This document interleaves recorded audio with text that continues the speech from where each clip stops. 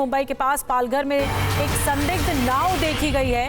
पालघर के डहाणू समुद्र तट पर संदिग्ध बोट देखी गई है। सभी समुद्री पुलिस स्टेशन को अलर्ट कर दिया गया है। संदिग्ध नाव की जांच में कोस्ट गार्ड जुटे हुए हैं। लोगों के देखने पर वापस समुद्र में ये नाव लौट गई, जो जानकारी मिल रही है। तो एक बड़ा मामला सामने आया है। आपको बता दें, मुंबई के पास पालघर में एक संदिग्ध नाव देखी गई है। अब इस पूरे मामले पर छानबीन चल रही है। डहाणू समुद्री तट पर संदिग्ध बोट देखी गई है। ये वो तस्वीर आपको दिखा रहे हैं बोट की। सभी समुद्री पुलिस स्टेशंस में अलर्ट हुआ है कि इस तरह से एक नाव देखी गई है। और राजीव सिंह हमारे साथ और ज्यादा जानकारी के साथ जुड़ गए हैं। राजीव, क्या बताया जा रहा है संदिग्ध नाव के बारे में? देखिए, जो तस्वीरें TV9 भारतवर्ष के पास में है उसमें उस संदिग्ध बोट साफ तौर पर नजर आ रहा है। और इस बोट में जो है हरे कलर की लाइट लगी हुई है, जबकि अमूमन महाराष्ट्र में समुद्री तट पर जितने भी फिशिंग बोट होती हैं उन फिशिंग बोट में ना तो इस तरह की लाइट्स होती है ना इस तरह के झंडे लगे होते हैं। तो जब मछुआरे डहाणू में समुद्र किनारे थे उस वक्त उन्हें संदिग्ध बोट समंदर में दिखाई दी। उसके बाद उन्होंने प्रशासन को सूचना दी और जब मछुआरों ने उस बोट को पीछा करना चाहा तो वो बोट जो है बहुत तेजी से अरब सागर की तरफ अंदर अरब सागर में अंदर की दिशा में चली गई, जिसके बाद में उस बोट का पता नहीं चला। लेकिन कोस्टल पुलिस को इस बारे में सूचना दी गई, पालघर डिस्ट्रिक्ट पुलिस को सूचना दी गई, कोस्ट गार्ड को सूचना दी गई।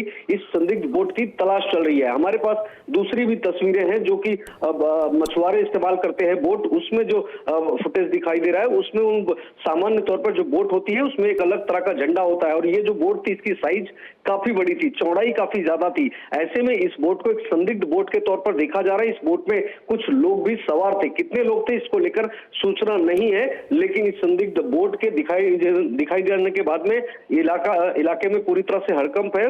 पुलिस प्रशासन जो है पूरी तरह से अलर्ट है और इस संदिग्ध बोट की तलाश की जा रही है। जी, शुक्रिया राजीव। नजर बना के रखिए। तो एक संदिग्ध बोट देखी गई और उसके बाद जो लाइट्स दिख रही हैं इस बोट में, उसको लेकर कई सवाल हैं। इस वजह से अब कोस्ट गार्ड्स अलर्ट पर है, सतर्क है और जो आसपास के पुलिस स्टेशन हैं उन्हें भी अलर्ट कर दिया गया है।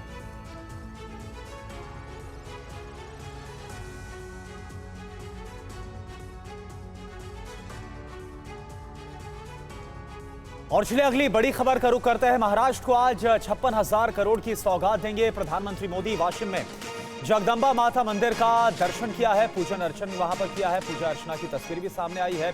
संत सेवालाल और रामराव को दी है श्रद्धांजलि। विधानसभा चुनाव से पहले पीएम मोदी आज महाराष्ट्र को 56,000 करोड़ की योजनाओं से जुड़ी सौगात देंगे। वाशिम पहुंचे पीएम ने आज सबसे पहले पोहरा देवी स्थित जगदंबा माता मंदिर के दर्शन किए और इसके बाद संत सेवालाल महाराज और संत रामराव महाराज की समाधि पर जाकर श्रद्धांजलि अर्पित की। इस दौरान पीएम मोदी नगाड़ा बजाते हुए नजर आए। पीएम मोदी आज शाम 4 बजे ठाणे में 32,800 करोड़ रुपए से अधिक की विकास परियोजनाओं का उद्घाटन और शिलान्यास करेंगे। पीएम आज मुंबई में अंडरग्राउंड मेट्रो को हरी झंडी दिखाएंगे। शाम 6 बजे Mumbai metro line 3rd phase का उद्घाटन करेंगे। पीएम मोदी BKC और सांता क्रूज स्टेशन के बीच खुद मेट्रो का सफर भी करेंगे। मेट्रो उद्घाटन के इस कार्यक्रम में पीएम के साथ राज्यपाल CP राधाकृष्णन, केंद्रीय आवास और शहरी मामलों के मंत्री मनोहर लाल खट्टर, महाराष्ट्र के मुख्यमंत्री एकनाथ शिंदे, उप मुख्यमंत्री देवेंद्र फडणवीस और अजित पवार सहित कई अन्य अधिकारी शामिल होंगे। पीएम किसान सम्मान निधि की 18वीं किस्त वितरित करेंगे, जिससे लगभग 9.4 करोड़ लाभार्थियों तक 20,000 करोड़ रुपए पहुंचेंगे। एक अहम खबर है, कोल्हापुर में राहुल गांधी ने किया है शिवाजी की मूर्ति का अनावरण। राहुल ने साधा बीजेपी पर निशाना। बीजेपी शिवाजी के विचारों पर नहीं चलती है, राहुल गांधी ने कहा।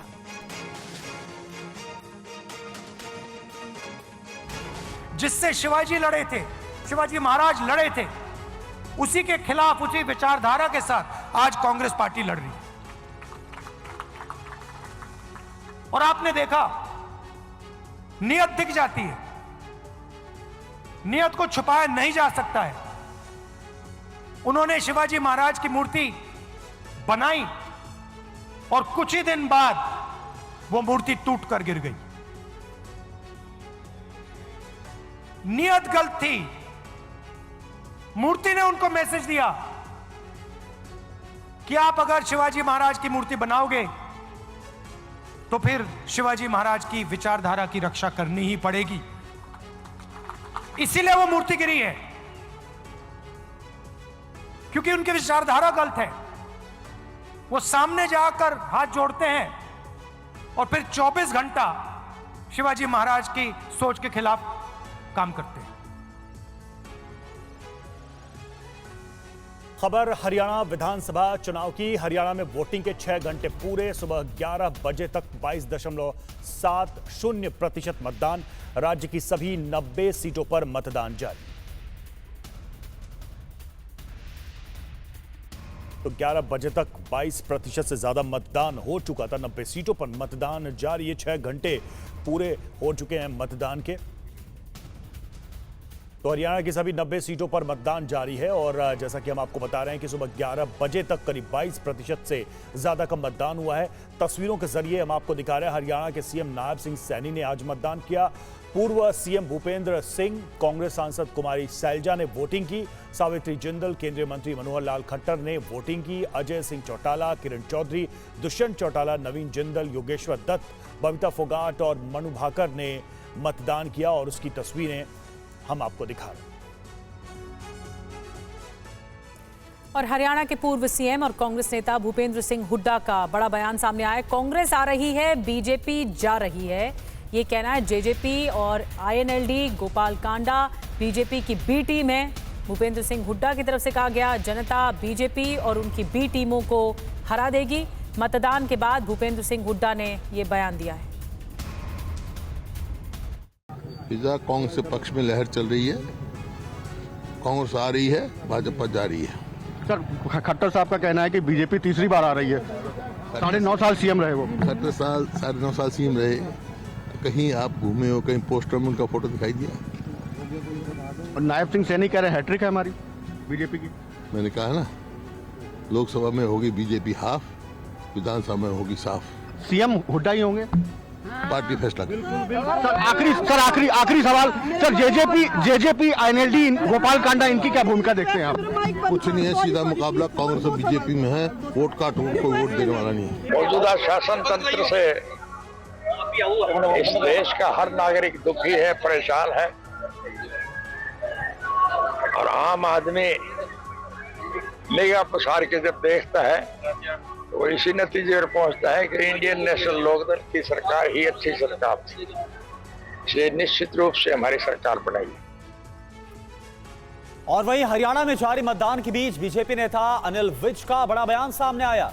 आप देखिए, बड़ी खबर यह कि अगर पार्टी ने चाहा तो अगली मुलाकात सीएम हाउस में होगी। ये अनिल विज की तरफ से बहुत बड़ा बयान। तो सीएम पद पे जो दावा किया है आपका, अनिल विज भी सीएम हो सकते हैं? मैंने कभी दावा नहीं किया। जब 2014 में पहली बार सरकार बनी, मैं तब भी सीनियर मोस्ट था और उससे 2009 से 2014 की प्लान में मैं विधायक दल का नेता था भारतीय जनता पार्टी। कांग्रेस के नाक में दम मैंने ही करा। सारे भ्रष्टाचार के केस मैंने ही उठाए थे। मैंने तब भी दावा नहीं करा। अब जब अदला बदली हुई, मनोहर लाल जी को हटा के नायब सैनी को बनाया गया, मैंने तब भी दावा नहीं करा। लेकिन उसके बाद सारे प्रदेश में एक चर्चा चली कि अगर इतना जूनियर आदमी सीएम बन सकता है तो फिर अनिल विज क्यों नहीं। और कुछ हमारे सियाने लोगों ने उसका उत्तर दिया कि हम तो बनाना चाहते हैं पर अनिल विज बनना ही नहीं चाहता। तो मैंने उसका जवाब दिया कि मैंने तो पार्टी का आज तक किसी आदेश को मना नहीं करा। पार्टी अगर देगी आपको मौका तो आप तैयार हैं? पार्टी अगर मौका देगी तो आपके साथ अगली मुलाकात सीएम निवास पर होगी। कांग्रेस सांसद दीपेंद्र हुड्डा ने कहा है कि बीजेपी के इशारे पर कुछ वोट काटने वाले निर्दलीय चुनाव लड़ रहे हैं, मगर कांग्रेस को वोट काटने वालों से ज्यादा असर नहीं पड़ेगा। फिजा माहौल क्या दिख रहा है हरियाणा का? कांग्रेस कैसे कह रहे हैं आप? लोगों की जबान पे है, आप चेक करिए लोगों से। हरियाणा कोने कोने में जाइए, हरियाणा के कोने कोने से एक ही आवाज आ रही है, बीजेपी की सरकार जा रही है और कांग्रेस पार्टी की सरकार हरियाणा में आ रही है। और लेकिन मनोहर खट्टर जो 9.5 साल सीएम रहे, नायब सिंह सैनी, वो बार बार कह रहे हैं कि तीसरी बार भाजपा सरकार। खट्टर साहब कैसे कह रहे? खट्टर साहब की तो फोटो ही नहीं दी बीजेपी वालों ने। आपने देखे नहीं ऐड जो भाजपा हाईकमान ने दिए हैं उसमें खट्टर साहब की फोटो काट दी गई है। सैनी साहब और सैनी साहब अपना फोकस करें नायब सिंह जी लाडवा पे। तो लाडवा पे फोकस करें, जहाँ अपने विधानसभा क्षेत्र पे थोड़ा फोकस करें, वहाँ की भी आप रिपोर्ट लेना कि लाडवा में क्या कौन जीत रहा है। सर जेजेपी, आईएनएलडी और गोपाल कांडा, ये पार्टियां क्या भविष्य में इनकी जरूरत पड़ेगी आपको अगर सरकार बनाने की नौबत आती है? ये बीजेपी की बी टीम है, ये बीजेपी के एजेंट हैं। कई निर्दलीय जो खड़े हैं वो भी बीजेपी के द्वारा प्रायोजित खड़े हैं। लोग ये समझ गए हैं ये वोट काटो उम्मीदवार हैं, लोग इनके झांसे में नहीं आएंगे। और हरियाणा के सीएम नायब सिंह सैनी ने कहा कि कांग्रेस भ्रष्टाचार की गारंटी है, ऐसे में फिर से बीजेपी की वापसी होगी। उनसे बात की संवाददाता मोहित मल्होत्रा। सीएम साहब, तीसरी बार बीजेपी सरकार, आप ये नारा लेकर गए हैं जनता के बीच, आज वोटिंग का दिन है, क्या कहेंगे? ये जनता बोल रही है, तीसरी बार भारतीय जनता पार्टी की सरकार, ये लोग बोल रहे हैं। और तीसरी बार बड़े मैंडेट के साथ भारतीय जनता पार्टी आ रही है। प्रदेश के लोगों से मैं ये अपील करना चाहूँगा कि राष्ट्र की मजबूती में, हरियाणा के विकसित हरियाणा की मजबूती के अंदर आप अपना 100% मतदान करें, कमल के फूल पर करें। कमल का फूल ही विकास की गारंटी है, हाथ भ्रष्टाचार की गारंटी है, और कोई गारंटी नहीं है, कमल का फूल गारंटी है। लेकिन कांग्रेस कह रही है कि तीसरी बार बीजेपी को सत्ता से बाहर का रास्ता दिखा देंगे। 8 तारीख को पता लग, आज ही पता लग जाएगा शाम को। अभी करने वाले हैं, हरियाणा के लोग लगे हुए हैं मजबूती से। इन्होंने कोई वर्ग नहीं छोड़ा। कांग्रेस ने अपने शासन के अंदर दलितों के ऊपर अत्याचार किए, महिलाओं के ऊपर अत्याचार किए, किसानों पे अत्याचार किए, युवाओं के ऊपर अत्याचार किए। कौन छोड़ा है इन्होंने? एक भी व्यक्ति नहीं छोड़ा। हमारे समय के अंदर युवाओं का विश्वास बढ़ा है, महिलाएं सशक्त हुई है। और कुमारी सैलजा ने आज हिसार में वोटिंग की। TV9 संवाददाता अभिजीत ठाकुर ने उनसे बातचीत की है, आपको सुनाते हैं क्या कह रही है। हमारे साथ बातचीत करने के लिए इस वक्त मौजूद है। मैम, किस तरह का उत्साह मतदाताओं के बीच आपको दिख रहा है? सुबह से आप भी क्षेत्र में ही घूम रही हैं। जी जी जी बिल्कुल, आप देख रहे हैं कि लोग चाह रहे हैं, आ रहे हैं और बड़ी खुशी से आ रहे हैं, और शाम तक आप देखेंगे कि और ज़्यादा होगा।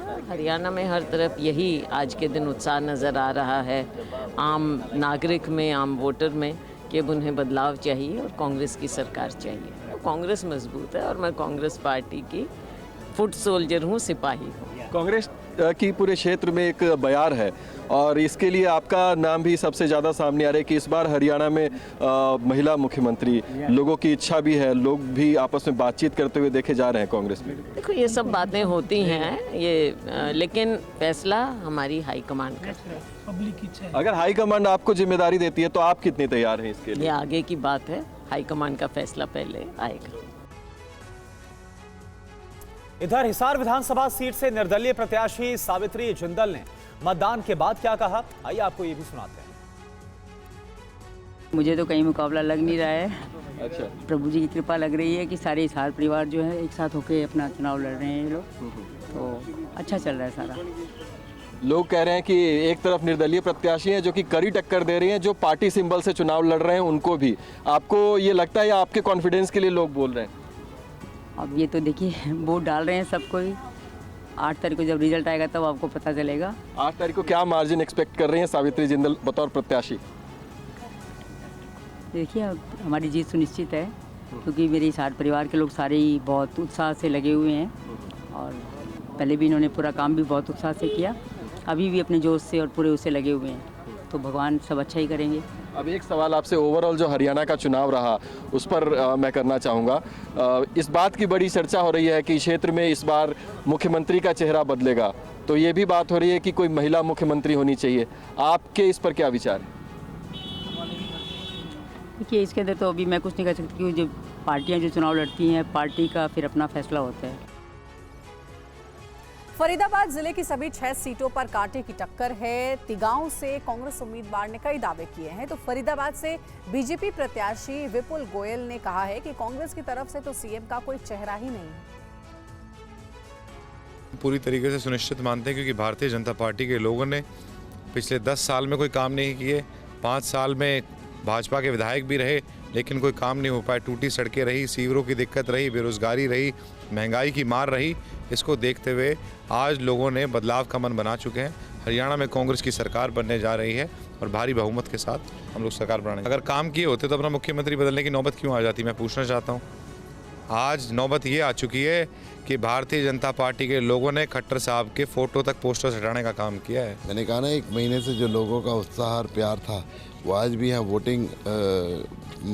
पोलिंग बूथों पर भी दिख रहा है। तो भारतीय जनता पार्टी भारी मतों से जीतने जा रही है। भारी मतों से बहुमत के साथ नायब सैनी दूसरे और मुख्यमंत्री बनने जा रहे हैं। उनका तो अभी नेता प्रतिपक्ष के लिए भी नेता, विधायक दल नेता ही डिसाइड नहीं है उनका कोई नेता है ना कोई उनकी कोई नीति है जिस पर चलकर वो हरियाणा का समग्र विकास करेंगे। हरियाणा लोकहित पार्टी के मुखिया गोपाल कांडा का बड़ा बयान। इस बार हरियाणा की सरकार सिरसा से बनेगी। गोपाल कांडा ने कहा सिरसा से उम्मीदवार हैं गोपाल कांडा। कहा हरियाणा में किसी पार्टी को बहुमत नहीं मिलेगा, कांग्रेस को करीब 38 सीटें मिलेंगी। गोपाल कांडा का बयान।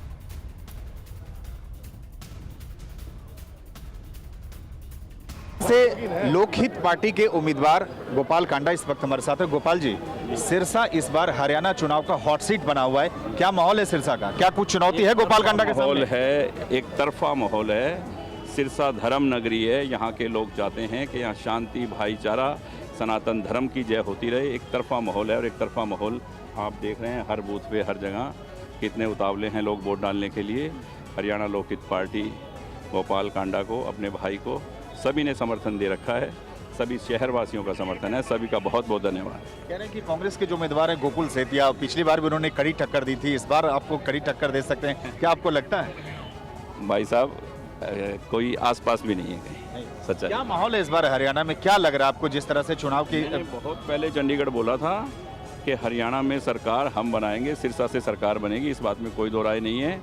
कांग्रेस की सीटें 38 के आसपास, 38, 35 और 40 के बीच में आएंगी, इससे ज़्यादा नहीं आएंगी। तो क्या आपको लगता है कि किसी एक पार्टी को बहुमत नहीं मिलने जा रहा? हंग असेंबली की तरफ आप इशारा कर रहे हैं? एक पार्टी को बहुमत नहीं मिलने जा रहा, सिरसा से सरकार बनेगी हरियाणा की, इसमें कोई दो राय नहीं। और रानिया विधानसभा सीट से निर्दलीय प्रत्याशी रणजीत चौटाला ने भी वोट डाला। हमारे संवाददाता सुमंत ने उनसे खास बातचीत की है। सिरसा के रानिया से एक बार फिर चुनावी मैदान में रणजीत चौटाला किस्मत आजमा रहे हैं। सर, सबसे पहले तो रानिया सीट पे ही दादा पोते का जो मुकाबला है, इसे इस बार क्या देख रहे हैं, कैसे देख रहे हैं? देखिए, अभी 3 महीने पहले एक लोकसभा का चुनाव हुआ था जिसमें इन्हीं की दादा पोता आपस में पुत्रवधू सामने लड़ रही थी। मुझे लोकसभा में 5,09,000 वोट आए, इनको 22,000 वोट आए, तो कहीं कोई मुकाबला है नहीं, मैं जीत रहा हूँ। क्या देख रहे हैं सर, इस बार कहा जा रहा है कि हरियाणा में जो चुनावी माहौल है बड़ा दिलचस्प हो गया है, कैसे देखते हैं अब इस बार के चुनावी माहौल को? एक हंग असेंबली मान रहा हूँ जिसमें इंडिपेंडेंट अदर्स की बहुत बड़ी भूमिका होगी और कांग्रेस सिंगल लार्जेस्ट पार्टी है। ये कांग्रेस को वोट नहीं, भूपेंद्र सिंह हुड्डा को वोट मिल रहे हैं। लेकिन शैलजा लगातार दावा करें, अभी भी एक इंटरव्यू में उन्होंने कहा कि भाई सीएम कौन होगा ये आला कमान तय करेंगे। तो ये जो सर सीएम पद को लेके जो दावेदारी है, अपनी बात कहने का, उन्हें अपनी बात कहने का अधिकार है। वो कांग्रेस के सीनियर मेंबर है, कुछ भी कहे। और मैं ये समझता हूँ कि मेजोरिटी जो एमएलए हैं कांग्रेस में जो आएंगे वो हुड्डा साहब के साथ है। और देखिए, हिसार से बड़ी खबर है। हिसार में बीजेपी और कांग्रेस के कार्यकर्ता आपस में भिड़ गए हैं। नारनौद में बीजेपी कांग्रेस कार्यकर्ताओं के बीच धक्का मुक्की हुई है। ये देखिए तस्वीर आपको दिखा रहे हैं। हरियाणा में विधानसभा चुनाव के बीच आखिर क्या हुआ आज जब मतदान चल रहा है। हिसार की तस्वीरें आप देख पा रहे हैं जहां पर बीजेपी और जो कांग्रेस के कार्यकर्ता है वो बूथ के पास में ही आपस में कैसे भिड़ गए। नारनौद की ये पूरी घटना है जहां पर बीजेपी कांग्रेस के कार्यकर्ताओं के बीच धक्का मुक्की हुई है। अब वजह क्या है, इसको लेकर लगातार बातचीत की जा रही है और जल्द से जल्द इस पूरे मामले को सुलझाने की कोशिश की गई। पुलिसकर्मी भी आपको नजर आ रहे हैं, सुरक्षा कर्मी नजर आ रहे हैं। ये तस्वीरें आपके साथ। खबरों में आगे बढ़ेंगे। लेबनान में इजराइल का अभी बहुत बड़ा हमला हुआ है। दक्षिण लेबनान में आईडीएफ की एयर स्ट्राइक हुई है। हिजबुल्लाह के कमांड एंड कंट्रोल सेंटर को किया गया टारगेट। आईडीएफ की एयर स्ट्राइक में कई बिल्डिंग भी तबाह हो गई है। और जहां पर हमला हुआ वहां से सुमित चौधरी की एक्सक्लूसिव रिपोर्ट आपको दिखाते हैं। और इस समय हम यहाँ एक बार फिर से मौजूद हैं और अगर आप देखें कि यहाँ पर बड़े एयर स्ट्राइक किए गए हैं, धुआं आप देख सकते हैं। यहाँ पर अगर आप देखें एक्सप्लोजिव, मैं आपको बताना चाहूँगा जो एक्सप्लोजिव की गंध होती है वो आप सूंघ सकते हैं। और अगर आप ये जो अटैक हैं ये अभी इनिशिएट किए गए हैं। अगर आप देखें मेरे कैमरा पर्सन निशांत आपको दिखाने की कोशिश कर रहे हैं कि आखिरकार इस समय ये देखिए, अगर आप इधर देखें यहाँ पर भी बड़ी एयर स्ट्राइक्स की गई हैं। और ख़ास बात ये कि इस इलाके में सिर्फ और सिर्फ आपको अब धुआं नज़र आएगा। पूरे कंपाउंड को खाली कर दिया गया। ये साउथ लेबनान का वो इलाका है जो इस समय अटैक्स की जद में है। और अगर आप देखें कि यहाँ पर बड़े अटैक्स को अंजाम दिया गया है। और अभी अगर मैं आपको दिखाने की कोशिश कर रहा हूँ कि हमको बोला गया है कि निशांत आराम से। और इस जगह पर क्योंकि थोड़ा सा ख़तरा भी है और हमको बहुत ध्यान रख के यहाँ से मूवमेंट करने के लिए कहा गया है। चलिए, क्योंकि हमारे पास सिर्फ कुछ मिनट होते हैं जब हम आपको ये रिपोर्ट दिखाते हैं, क्योंकि कुछ ही मिनटों में हमें यहाँ से लगातार मूव करना होता है। ऐसा नहीं है कि हम यहाँ पर बहुत ज़्यादा देर तक रह सकते हैं। अगर आप देखें कि ये बड़े अटैक्स को इनिशिएट किया गया है। ये पूरा इलाका वो है जो निशांत आराम से, पहले आप खड़े हो जाइए आप, ये पूरा इलाका वो है जहाँ पर बड़े आप कह सकते हैं कि हिजबुल्लाह के गढ़ में अटैक किए जा रहे हैं। और ये पूरे इलाकों के अंदर अगर आप देखें आपको धुएं का गुबार नज़र आ जाएगा। उधर देखिए आप, उधर बिल्डिंगों पर अटैक किया गया, फिर इधर अटैक किया गया और ऐसे अटैक और किए जा रहे हैं। पूरी तरह का आपको बर्बादी नज़र आएगी। और पहले मैं आपको एक बार फिर से वो जगह दिखाता हूँ। निशान, जरा अगर आप उधर फोकस करें जहाँ से लगातार तुम्हारा मेन टारगेट वही इलाका था और उसी इलाके में ज़्यादा तबाही मची है। ये देखिए धुएं का गुबार है। और ख़ास बात यह है कि पिछले कुछ समय से लगातार, चाहे वो आप कह सकते हैं सीरिया और लेबनान के बॉर्डर एरियाज़ हों या फिर आप कह सकते हैं कि जो ख़ास तौर पे जो आउटस्कर्ट्स हैं साउथ लेबनान के, उन पर ये बड़े अटैक किए जा रहे हैं। मैं आपको एक बार फिर दिखाने की कोशिश करता हूँ। आइए, इधर भी मैं आपको कुछ कंपाउंड है जहाँ पर लेके चलता हूँ निशान, तारों से बचकर, क्योंकि देखिए अभी भी अटैक होने के बाद इन तारों में ये हाई वोल्टेज तार हैं जिसके अंदर आप कह सकते हैं कि करंट है इस समय।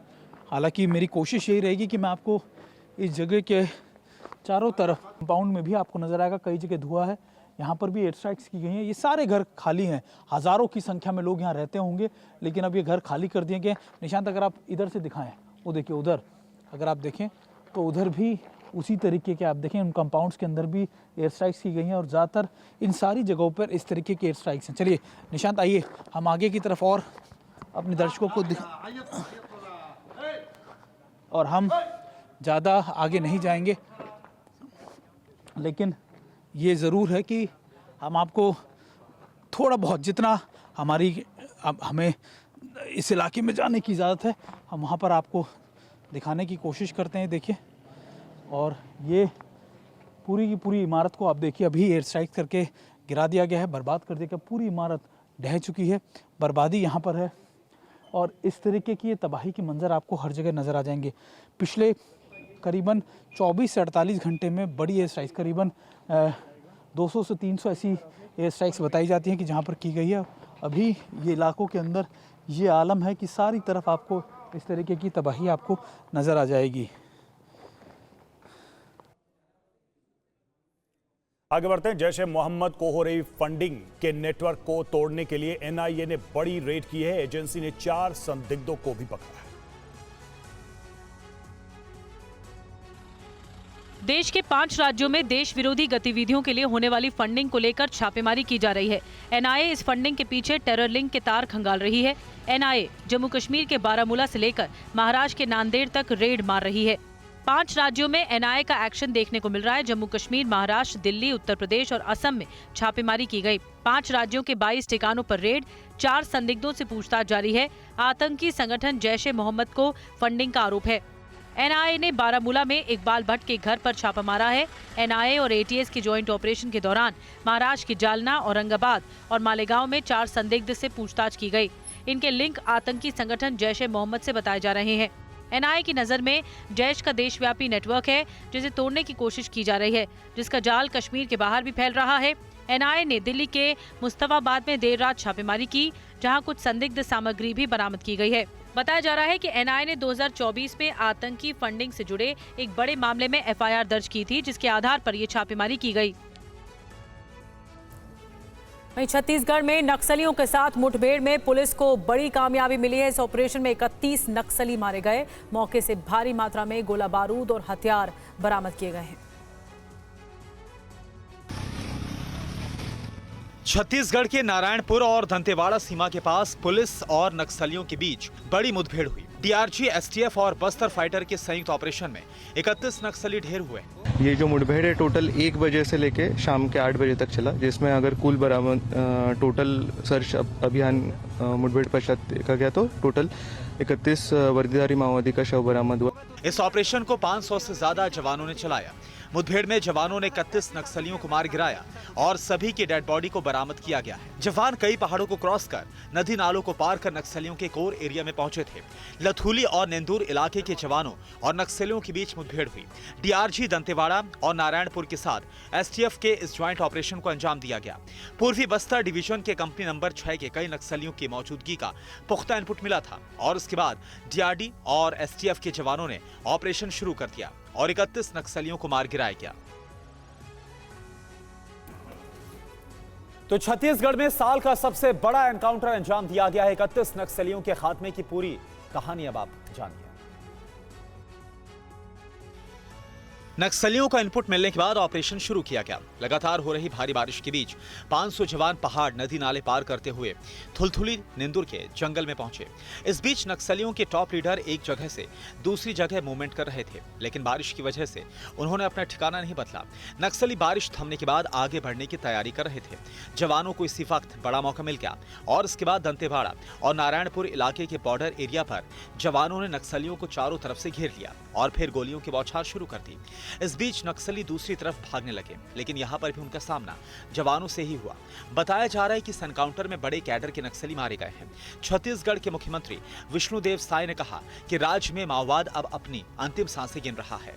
28 बॉडी मिलने की जानकारी है और कई हथियार उसमें मिले हैं, AK-47 वगैरह मिले हैं और मैं समझता हूँ कि अब तक का ये बहुत बड़ा ऑपरेशन हुआ है। सर्च ऑपरेशन के दौरान AK-47 राइफल और SLR सहित हथियारों का जखीरा बरामद किया गया।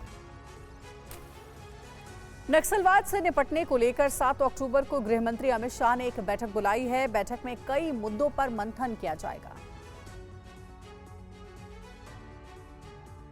केंद्रीय गृह मंत्री अमित शाह ने नक्सलवाद से निपटने के लिए 7 अक्टूबर को एक अहम बैठक बुलाई है। बैठक की अध्यक्षता खुद गृह मंत्री करेंगे। इस बैठक में नक्सल प्रभावित राज्यों के प्रतिनिधि, गृह सचिव, IB चीफ, अर्धसैनिक बलों के DG, NIA, DG सहित गृह मंत्रालय के दूसरे अधिकारी शामिल होंगे। बैठक में छत्तीसगढ़ के सीएम विष्णुदेव साय दंतेवाड़ा सीमा पर हुए नक्सल ऑपरेशन के बारे में जानकारी देंगे। गृह मंत्री ने ऐलान किया है कि मार्च 2026 तक देश में नक्सलियों का पूरी तरीके से सफाया कर दिया जाएगा। MHA इसके लिए राज्यों के साथ मिलकर बड़ी योजना को बना रहा है।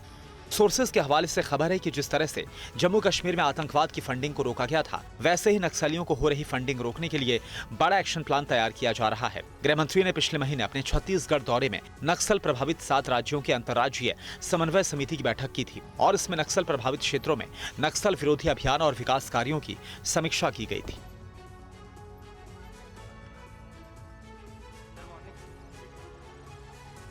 महाराष्ट्र चुनाव से पहले एनसीपी को बड़ा झटका लगा है। मुंबई में एनसीपी अजित पवार गुट के नेता सचिन कुर्मी की कुछ लोगों ने धारदार हथियार से हत्या कर दी। देखिए पूरी खबर। तस्वीरें मुंबई के बायकुला इलाके की हैं। इसी इलाके में एनसीपी अजित पवार गुट के नेता सचिन कुर्मी का मर्डर कर दिया गया। मुंबई पुलिस के मुताबिक कुछ अज्ञात लोगों ने धारदार हथियार से इस वारदात को अंजाम दिया। सचिन कुर्मी पर धारदार हथियार से कई घातक वार किए गए। पुलिस ने इस मामले में विभिन्न धाराओं में मामला दर्ज किया है। पुलिस तफ्तीश कर रही है, मगर अभी तक पुलिस के हाथ कोई ठोस सुराग नहीं लगा है। मुंबई पुलिस ने बताया कि मर्डर की वारदात आधी रात के वक्त हुई। रात 12:30 पर एनसीपी नेता सचिन वर्मा पर हमला किया गया। घटना की जानकारी मिलते ही पुलिस मौके पर पहुंची और घायल सचिन को जेजे हॉस्पिटल लेकर गई, जहां डॉक्टरों ने जांच के बाद सचिन को मृत घोषित कर दिया। मामले में पुलिस ने अज्ञात लोगों के खिलाफ हत्या का मामला दर्ज किया है। वहीं शिव को पोस्टमार्टम के लिए भेजा है। हालांकि अभी ये साफ नहीं हो पाया कि सचिन पर हमला किसने किया। पुलिस के मुताबिक हमले में 2 से 3 हमलावर शामिल थे।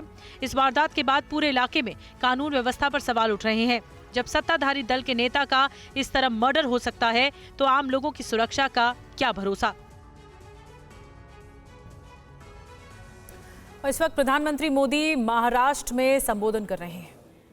शिवराज सिंह चौहान, राजीव रंजन सिंह, महाराष्ट्र के डिप्टी सीएम देवेंद्र फडणवीस, अजित पवार, केंद्र और राज्य सरकार के अन्य मंत्रीगण, सांसद, विधायक और यहां दूर दूर से आए हुए बंजारा समाज के मेरे भाई बहन, देश भर के किसान भाई बहन और अन्य सभी महानुभाव और महाराष्ट्र के मेरे भाइयों और बहनों, मैं वाशिम की इस पावन धरती से पोहरा देवी माता को प्रणाम करता हूं।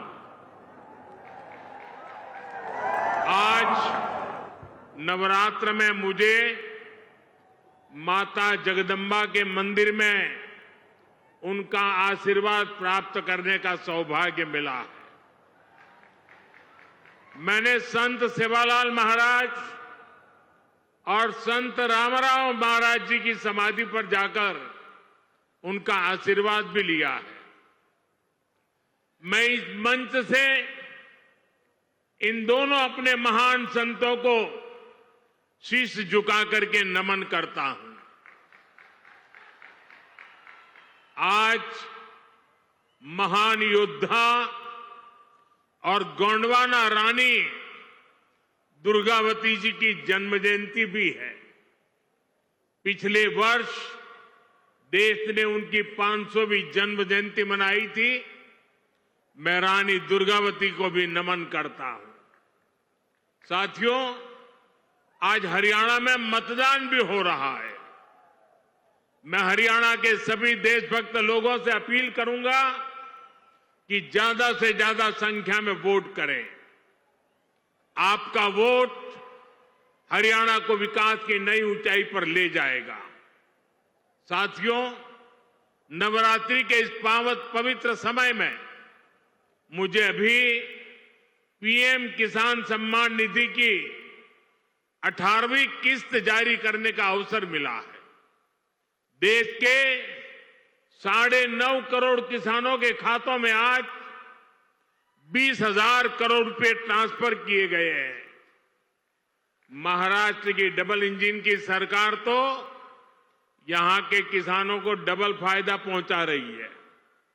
नमो शेतकारी महासम्मान योजना के तहत महाराष्ट्र के 90 लाख से ज्यादा किसानों को करीब 1900 करोड़ रुपए दिए गए हैं। आज कृषि, पशुपालन और किसान उत्पाद संघ एफपीओ से जुड़े सैकड़ों करोड़ रुपए के प्रोजेक्ट भी जनता को समर्पित किए गए हैं। पोहरा देवी के आशीर्वाद से मुझे अभी लाड़की बहन योजना की लाभार्थियों को मदद देने का भी सौभाग्य मिला है। ये योजना नारी शक्ति का सामर्थ्य बढ़ा रही है।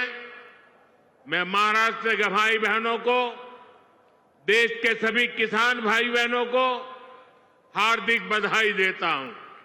साथियों, आज यहां आने से पहले मुझे पोहरा देवी में बंजारा विरासत संग्रहालय के लोकार्पण का भी सौभाग्य मिला है।